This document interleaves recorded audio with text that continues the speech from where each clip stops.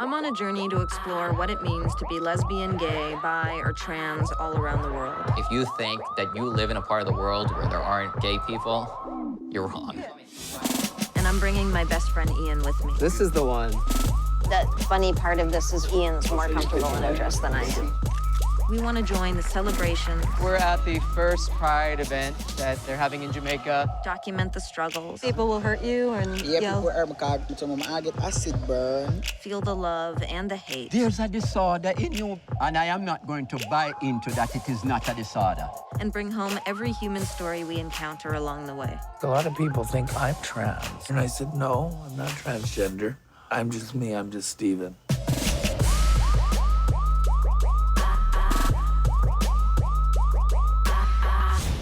Juno actress Ellen Page went head-to-head with Ted Cruz at the Iowa State Fair Friday. LGBT people can be fired for just being gay or for just being trans. That just doesn't sound very American to me.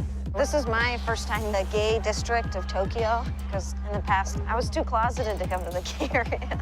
Here we are in Rio de Janeiro, Brazil, and despite seeming like a place that is sexually open, the issues that LGBT people face can be really horrific. Being gay is not a choice. The amount of people that struggle so much because of the shame they feel or the fear of being oppressed or hurt or killed. Why would someone make that choice? Why would someone make that choice? It's about people being able to live, not just exist.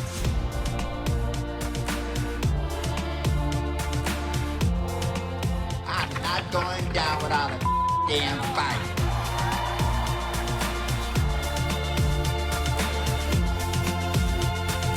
This is our Gaycation.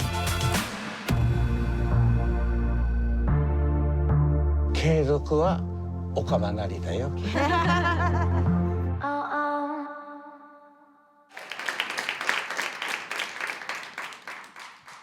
Hey everybody, welcome. Hi Alan and Ian. Hey. I was just saying before we came out here that, my job is to interview people, and sometimes you just have to do it. But it's really exciting when you get to do an interview with people who are doing something that's really cool. So I've seen the first 2 episodes. I don't know if you guys have seen the first episode that came out. It was in Japan. Gaycation is on Wednesdays at 10 p.m. on Viceland. Tonight there's an episode about Brazil. But so I've got like 20 questions, and we'll just go through them and see what happens. But to start, I guess I want to know, how did this even happen? Like, take us back to the beginning. Was it your idea? Did Vice come to you? What got the ball rolling? So what happened is Spike Jones is a dear friend of mine. We've been friends for years, and Spike is a co-president of Viceland. And I was staying with him for a bit in New York, and he basically just said, hey, we're launching a network if you have any ideas. And then it might have been just a day or 2 later, and I was like, well, I do have an idea, and it's essentially a travel show, but it's about going to countries and focusing on the LGBTQ culture and community in that country. And that's sort of how it began. And then Spike was the one who said, you shouldn't go alone, you should go with someone. And then I knew Ian was perfect for it. And so then he met everyone and screen tested and everything.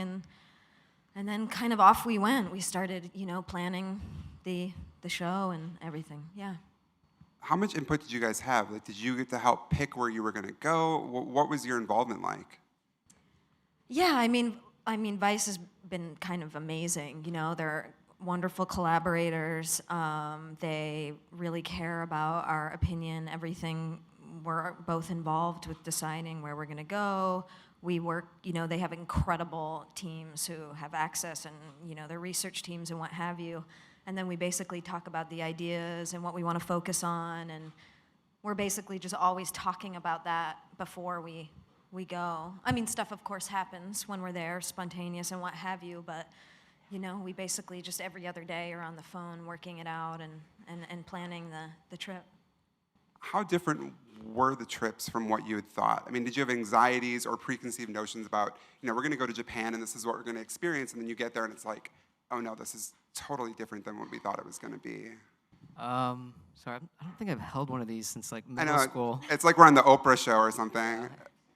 do a Broadway performance right now. Yeah, I think before, I don't know, I think we plan them out to a certain degree. You know, it's like we have a sort of treatment about how we want it to go and the shape of it and the tone, that kind of thing. But meaning, like, we know on some level what's going on politically in a country, what's going on with the culture. And then I think we just, yeah, I mean, I think it just changes in the moment, right? We don't know how, like, there's a scene in Japan where a young man comes out to his mother, and we're sitting in the room. We have no idea what her reaction's going to be, or we have no clue what's going to happen. So that clearly changes the entire tone of the Japan episode. So I think we know a little bit, but it really just changes in the moment, definitely.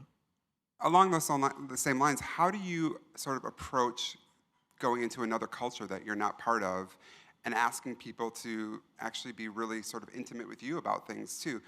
What does that involve? Well, I have to say, we've just been so fortunate to meet just incredible people. And honestly, people have just been so generous with their stories, so vulnerable and often brave. You're in places where just being on camera, you potentially are taking a risk. That's why a lot of people we interview anonymously and, change their voice or what have you. So, for us, it's really about, of course, we, educate ourselves. Of course, we research before we go. And when we get there, we really do try and stay absolutely as open-minded and open-hearted as possible. Like, we're not going there to be judgmental people by any means, And for me, I really just wanted, it's first of all, I wanted there to just be LGBT representation, and in the format of a travel show, and have those who potentially don't always get to share their voice or share their perspective and enable them to have the opportunity to do that. And we've just been so fortunate to meet so many incredible people who've shared their stories, and it's them that make the show. It's like, we don't, it's all these people we've met all around the world, Yeah, I was thinking about the idea of sort of reality TV, and I guess this is reality TV in a way, but it's interesting because you are a public figure already. So I'm wondering what it's like to go into this, and you have a camera crew with you, obviously, probably not a huge one, I'm assuming, but do people recognize you? Does that change the dynamic of what you're trying to do because you are, quote unquote, famous already? I don't know. I wonder if I'm the best person to answer that question. I mean, yeah, of course I do get recognized sometimes. It depends on the country, yeah, too. It depends where we are. I think some countries you have more fans. So, yeah. I mean, I think, there's just more exposure to media in certain countries, and I think that I don't think it may, I think on some level it maybe gives us more access, that, people trust you with their stories on some level, and they know that it's going to be pro-LGBT and not an anti sort of, skewed in any way. So I think it gives us actually like a rare access, and then I'm sure sometimes it's like there's certain things that you can't do because it's just dangerous, and Ellen is who she is, What about when you're in a moment like when the Japanese man is coming out to his mom? So I don't know if you guys have seen it, but basically they were present when a Japanese guy is coming out to his mom for the first time. It's really intense. Do you feel like your experience has changed because the cameras are there? Do you sort of forget about the cameras in moments like that? How does the fact that you're taping your reality TV show change your experiences versus if you were just there on vacation or just there, with friends? It's a good question. I feel like, just being on a vacation, obviously you wouldn't have the ability to experience obviously what we're experiencing and the access we get and where we're able to go. And, Vice's team is incredible. And then we also work with just amazing producers on the ground who have been incredible to us. I feel like for me, a lot of the time, what we're experiencing is so, well, it can be many things. Obviously, it can be inspiring or devastating or emotional or all these things. And for me, I think the camera for sure disappears to a degree, because the impact of that experience is just so strong and profound in many, many cases. So it's something that I feel like I do forget about to a degree. I mean, of course, you have, depending on where you are, you have translator, and if you only have one camera in a situation, maybe you do have to be mindful of waiting a beat to talk or something. You know, of course, there's maybe some technical things that make you think about it more. I'd say for the most part, what we're experiencing is powerful or scary or what have you, that you do forget about it. I don't know. You forget about it, but I think, you know, that scene in particular, we're in a really small space, like smaller than this stage. That's the apartment, and you have a translator, you have a cameraman, you have the sound man in the closet.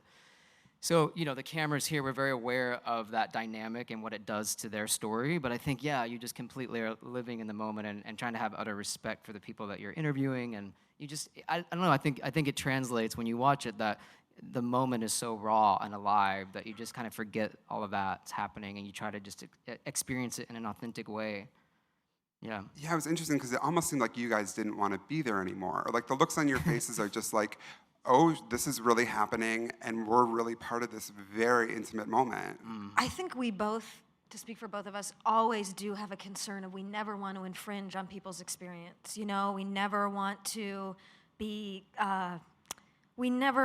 disrupting people's time, honestly, particularly if we're somewhere like, you know, Jamaica and we went to like an LGBTQ party and, you know, there's not a lot, you know, there's security outside. And you sort of feel like, oh, are we ruining the night, you know? And so I think we're always trying to be sensitive to that. So in that moment, at a certain point, the mother leaves, and we did sit in there for a long time in silence, and my feeling was just like, oh, should we be here? They need their moment, like, screw it. Like, they're more important to us than the show. It's like, well, of course, that's a powerful moment to have in the show and to be able to share with people. But I care more about, you know, them having their moment than us getting it on camera. So that was more, for example, I remember saying to him, like, should we go, like, would you like us to go? And he was like, no, please, please stay. And it was very important to him that we were there for him to come out to his mom, which, you know, I can only say that we sort of felt honored to be present for that moment because he was incredibly brave with his mother.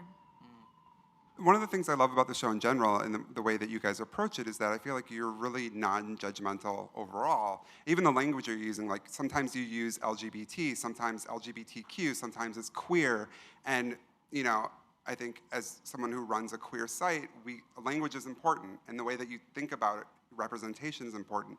Did you guys feel pressure, though, as representing something? I mean, even now that it's airing in America and around the world, do you feel like your role models or like you have to sort of behave in a particular way as to not embarrass the community? Is that something you were thinking about while you were doing this? I think we think about it all the time. I think it's not a pressure necessarily, it's a responsibility, right? And I think that, yeah, you can sign up to do a show, and then there's a lot to learn as you go about each country, and then when you're coming back to your country, you're thinking about all the things you need to learn when you're a public figure and you're representing a whole community. So there's an extreme responsibility that you really just have to continually educate yourself about. So yeah, I mean, I think and language is difficult, and I think we have to stand up for certain terms and labels on some level, and we have to get rid of labels on another level. And I think that, you know, we also have to be lenient on people that are still learning a little bit. I don't know, it's a heavy time to, you just have to be careful and you have to be smart about it, I guess.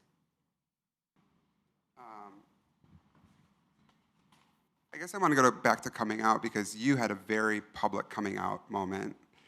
You're like, oh, I did? Yeah, you did. And a very powerful one, I think, and I think it meant a lot to a lot of people.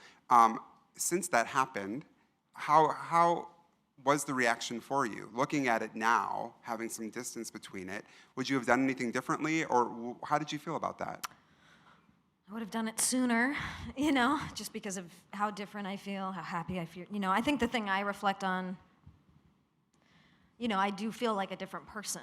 I feel like now I'm able to, you know, obviously create the show or produce films with LGBT characters, and I feel like my creative side is more authentic because I'm getting to like grow as myself without this anxiety I used to feel all the time, or looking at the future and feeling like I was going to be in the closet forever. When you know, all those things that everyone in the community, you know, knows that feeling. I think a lot about the fact that, you know, that was a journey for me, right? And it was that was like a big emotional moment for myself. And I think of the fact that when I came out, I'm responded by people clapping and an outpour of support. And I think I find myself thinking about just all the people who come out and are thrown out of their homes, or their reactions violence, or just complete and utter devastation and struggle, honestly. And so I think I reflect on how grateful I feel to be able to be as happy and feel as free as I feel now, while reflecting on what a privilege that is, I guess. Sorry. And Ian, what about for you to watch her going through that? What was that like for you? Well, that is a great question. Yeah, I've been on the journey with her. I mean, we've been friends for 8 years. We were both kind of like struggling with our sexuality, or being out about being gay together. And I think that when Ellen decided, she was talking about making the decision, I was extremely supportive. I thought that was the right thing to do for her happiness, right? And so, yeah, then she did it, and it's like a complete change in her behavior, in her well-being, in her excitement for the world. And I think it's interesting to say, okay, you come out publicly, and I think this show is such a direct reflection of the way you're looking at the world now, and the way you're feeling about the world, and you got that off your shoulders, and then it's not really about you, right? You're like, okay, I'm done with that. I'm moving on fast, and I'm going to do something with my privilege. And I think the show is a true reflection of that. And it amazes me because it's happening so quickly. So. Yeah. I actually cried twice watching the show. Once during the Japanese, when the guy was coming out, and then tonight during Brazil, you're speaking to the mother of a gay man who was murdered, and his boyfriend. And you get very emotional during that.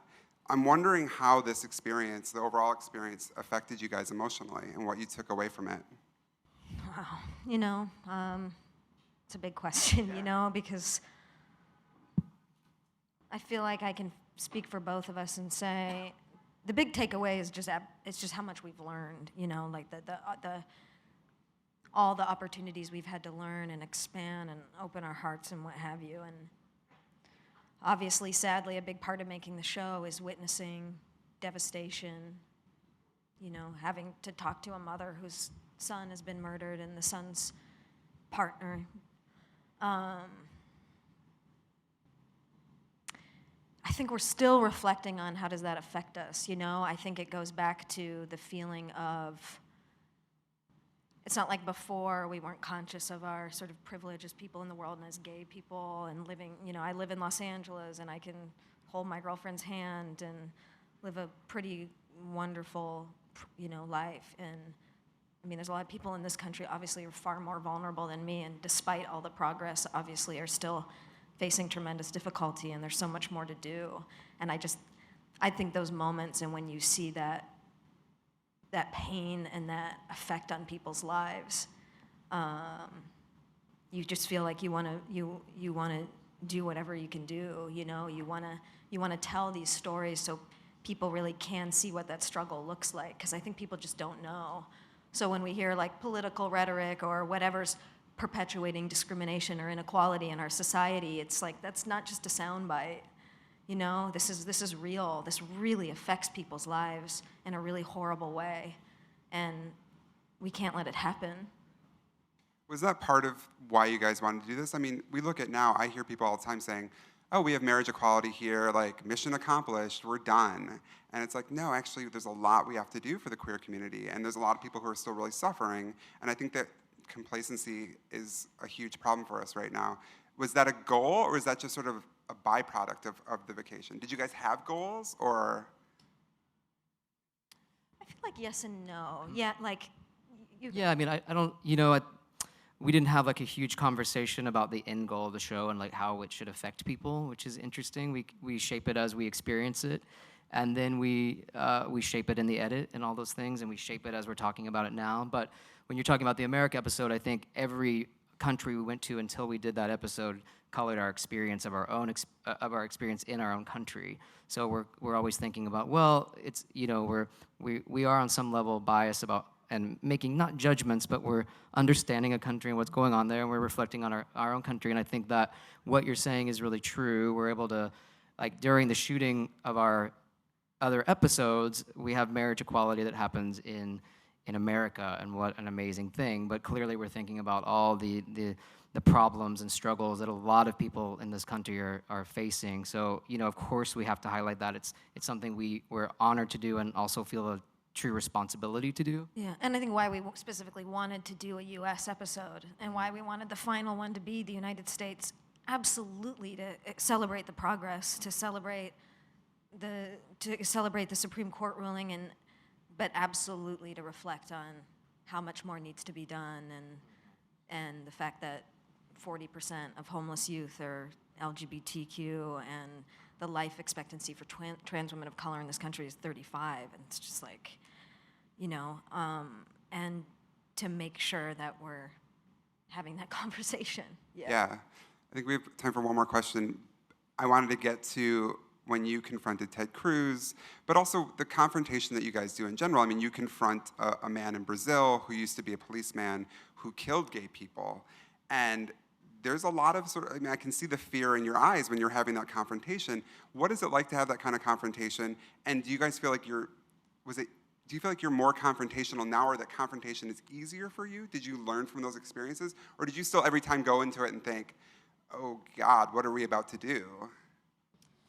I mean, I think we both experience it differently, but I think we always enter as open-minded as possible, truly, even though we're like going to go talk to a man in Brazil who we had heard had been hired to kill LGBT people. So, you know, you're coming in a little bit naive and but also open-minded. And yeah, it's like the truth and the reality of looking into that person's eyes and hearing those words is just like really difficult to hear, and it's like mind-blowing, and it's saddening, and it's scary, and but you tag me on that. I mean, what? Does it get easier though? Well, I guess to say confrontation, it's like we're not coming in confrontational. It just is that there's a pushback from the people that we're talking to sometimes. They just don't agree. You know, we say, hey, we're gay. We just wanted to point it out, because I think that's the important part of the confrontation, is that they know that they're speaking to two gay people in the midst of them saying that to be LGBT is a deformity or disease or you're dirt of the earth. We feel it's a responsibility to say, well, we're also gay, and you're having a conversation with a gay person that might make you uncomfortable. It makes us uncomfortable, and let's try to have that conversation. But I don't think that the word isn't like confrontational, I guess. It's just that it gets a little bit tense. And I think we do feel a responsibility to try to, on some level, help people understand our point of view as well. And sometimes it clicks with them, and they seem a little bit more human or understanding, and sometimes there's just no way to penetrate that wall. And obviously the man in Brazil, you're not gonna, you know, and I think talking to him is just because you wanna show like, hey, this exists. Like this is a reality. Like this is what people believe, and he specifically says there's other people like him, and that's what they do, and you know, and another example of like, not quite putting a face to it, because his face is, you know, he wears like kind of not a ski mask, but you know, and sunglasses, but you want people to see the reality of that, I suppose, and to be talking to a man who's very proud of the fact that he's killed LGBT people and feels like it's the right thing to do. And then I believe Ian says, like, this is probably the longest conversation you've ever had with two gay people. How does it make you feel? And he says, very uncomfortable. I'm like, oh, you're uncomfortable, okay. Yeah, so. I guess we're gonna go to the audience for some questions. We're gonna start with a question from an online viewer. Mm-hmm. So Kirk would like to know, how did you two meet and become so close? Well, yeah, we love this question because it's so cool. No, we met on an eco village called Lost Valley just outside of Eugene, Oregon. And we were both studying permaculture there, which is like self-sufficient living and composting and gray water and peeing in the same bucket and doing all these things. And we were in the same class, and we just sort of like completely connected and took little journeys throughout Oregon, and we're still friends, and we're better friends than ever. I don't know. How long ago was that? 8 years? 8 years ago, yeah. Hi guys, I want to know what did you guys learn from each country that you guys visited and the views or opinion about the LGBTQ community? Okay. Well, the show will. Yeah, I mean, I think it might, I feel like it's a lot, we learned a lot, and we learned a lot in each place. And I think you learn going to each country that everywhere we went had its differences, of course, but I think there was there's obviously such similarity, and you're looking at people in different areas of the world in different ways, some more extreme, some less extreme, a variation in each country. That's the thing, is obviously in each country, it could depend on your socioeconomic situation. You could be, if you're wealthy in Jamaica, you can probably find a way of life that where you feel protected, or you could leave, you could travel, or what have you. Whereas if you're a young homeless LGBT person, you face real significant violence potentially every day of your life. We met young people who'd had acid thrown on them. We met a girl named Trina who'd had a bullet in her side from a couple days ago from being shot. And so I think it's hard to sum it up so perfectly. You know what I mean? Because there's just, even within the country, there can be such a variety of experience. I think what we have seen is that everywhere there's, people are struggling, whether it's because they feel, shame and depression and can't live their life fully, or because they're scared to walk down the street because they're afraid of getting attacked from behind, So it's hard to figure out necessarily how to sort of sum it all up. Does that make sense? Sorry. Hello. The show is focusing on the LGBT person and their family. I actually was wondering about the reaction that you receive from the community, since you're going into third world countries where they have a very collective community, where the community is your neighbor, is like your sister, your brother, everyone's related. So I was just wondering, how was the reaction from the community more so than the family? Sure, like going into what it was like when we were going to film, and maybe the behind the scenes, like before you even started shooting, you guys are setting up. How did the community react to you being there? Yeah, I mean, I think it's different in each country. I think Brazil, for example, we had amazing local producers who sort of like knew the community, and the favela was a dangerous place to be filming, and we're very aware of that, and we do have security, but we had such rare and amazing access because of the local people that we're working with on the ground. And I think on some level we were invited openly, and I think sometimes maybe they didn't know about our sexuality. That might come into play. I think though there are communities where maybe a place like Jamaica, you're just not really aware because we're kind of indoors quite a bit, honestly. I think it's like dangerous for LGBT people to be walking openly down the street, and I think we felt that energy in that country, and so we're a little bit more sheltered. I think the LGBT people that we talked to seem pretty open-armed to be discussing the issues with us as long as their lives didn't feel at risk, but how did you feel? I mean, I felt like everyone was so so generous to us, honestly, and really embraced us and shared their stories and offered so much insight. Truly, yeah. Well, first, I'd like to say thank you for making a show that genuinely shows different stories around the country, because I know a lot of different shows bring people on now for a trend or to exploit them for who they are and for the ratings. But my question would be, within your own struggle in this own country and knowing what goes on here, and now that you've gone from different countries, which country seems to be have the most struggle or do the most bashing towards the community? From where we were, Jamaica, to be fully honest with you. I mean, I think that's where we saw the most devastation. Yeah, I mean, I think, listen, every country has their own their own politics, their own history, and we're always keeping that in mind. It's Absolutely. But also, and I just think that yes, I think from what we experienced firsthand, I think we understood that in Jamaica, it just felt like a more brutal and violent environment to be out in the open and be LGBT. Whereas in Brazil, for example, there is this feeling that sexual expression is alive and well, and that I think that people don't understand that actually Brazil has one of the highest murder rates for LGBT people around the world. So, it's tricky because you enter and we're able to go to gay bars and hang out and have a good time in Rio, and then you go and talk to families that have their children have been murdered, and the same in the U.S., right? It's the same for especially the trans women of color in our country.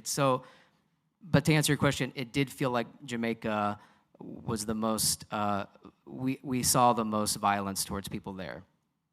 LGBT people, yeah. I think that's it. Thank you to everyone who tuned in. Thank you to Ellen and Ian. Yeah. And make sure you watch Gaycation tonight. It's on Wednesdays at 10 p.m. on Viceland. So thanks, guys. Thanks so much. Thank you. Thank you.